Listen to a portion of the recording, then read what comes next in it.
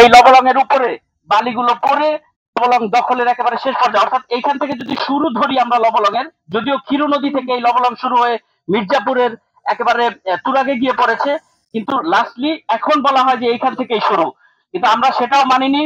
কিন্তু যদি এইখান থেকেও শুরু ধরা হয় তাহলে এই শুরুর জায়গা থেকেই লবলংকে একেবারে কবর দেওয়ার একটি পলিসি কিন্তু করা হয়েছে বিভিন্ন কোম্পানির দ্বারা।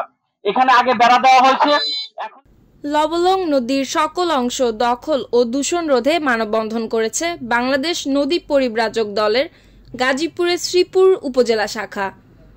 শুক্রবার সকাল 10:30টায় উপজেলার নয়নপুর মেডিকেল মোড় সড়কের আদুরবান ব্রিজ সংলগ্ন এ মানববন্ধন অনুষ্ঠিত হয়। আয়োজিত মানববন্ধনে অংশগ্রহণ করেন গাজীপুর জেলা বিএনপির কৃষক দলের আহ্বায়ক এস.এম. আবুল কালাম আজাদ।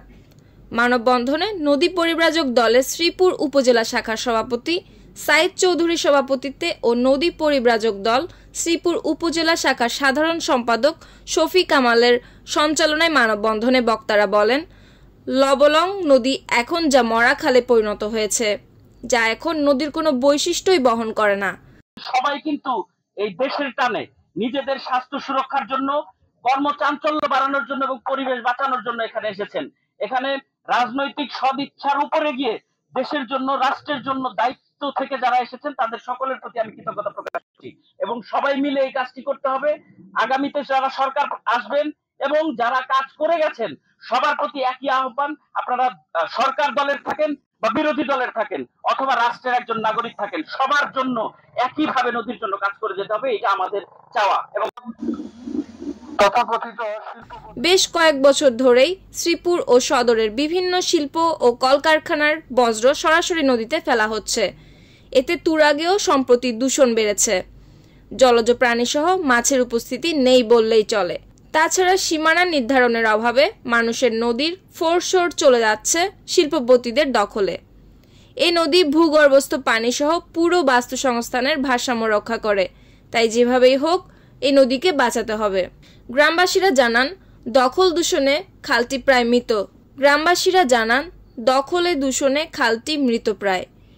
85 কিলোমিটার দীর্ঘ এ খালটি ময়মনসিংহের ভালুকা উপজেলার খিরু নদীর সংযোগস্থল থেকে উৎপত্তি হয়ে গাজীপুরের তুরাগ নদীতে গিয়ে মিলেছে। সাংবাদিক ভাই বন্ধুরা, একটি কথা আমি বলতে চাই, শফি কামাল ভাই ইতিমধ্যে বলেছে যে নদী এবং শিল্প একসাথেই বাঁচবে।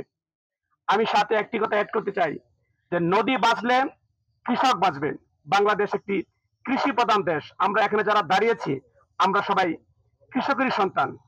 নদী বাঁচলে কৃষক বাঁচবে। আমি যারা এখানে শিল্প করেছেন আমি ওনাদেরকেও একটি কথা অনুরোধ করতে চাই বিনয়ের সাথে, যে আপনারা শিল্প করেন, আমাদের দেশকে সমৃদ্ধ এনে দিয়েছেন, পাশাপাশি আমাদের দেশটাকে সুন্দর করে বাঁচার সুযোগ করে দেন। এই খালকে কেন্দ্র করেই গড়ে উঠেছে অসংখ্য কলকারখানা। এক সময় খালটির দৈর্ঘ্য ছিল কোথাও 35 ফুট, আবার কোথাও 40 ফুট। কিন্তু নানান সময় বিভিন্ন শিল্প কারখানার মালিক